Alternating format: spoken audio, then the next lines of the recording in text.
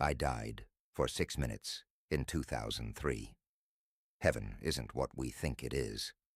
With apologies to the religious, I feel my story must be shared. In 2003, when I was 15 years old, my heart stopped for 6 minutes. It happened on an ordinary afternoon, at the point in my daily routine when I walked home from the bus stop. In the 4 blocks between the corner where I hopped off the bus and my front door, I started to feel nauseous. It came on suddenly, without warning.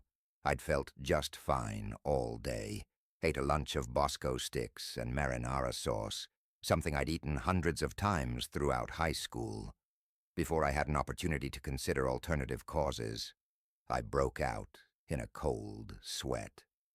Then I felt the curious flutter in my chest. My heart slipped into what I later learned was an episode of ventricular fibrillation. I became breathless and collapsed. What happened next has been told to me after the fact. I apparently sprawled in the road, where a woman driving a hatchback nearly crushed my skull beneath her tires.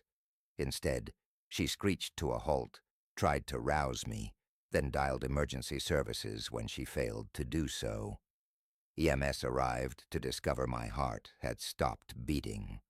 I was dead, technically. They transported my body to the hospital and somewhere along the way managed to shock my ticker back to life. Thus began a harrowing weeks-long journey through the American healthcare system that led eventually to an ablation, pacemaker, and mountains of debt my family's still dealing with. But my heart's all right. And thank fuck it is, because what I learned that day has taught me never to thank God for anything. Because for those 6 minutes, as my lifeless body traveled across the city, accompanied by 2 paramedics working tirelessly to revive me, my soul transcended our world to visit the hereafter. During my visit, I learned things about our universe that I wish I hadn't. Perhaps in sharing my story, I might help our species prepare for what comes after we expire. For weeks, I tried to explain to anyone who would listen what I experienced.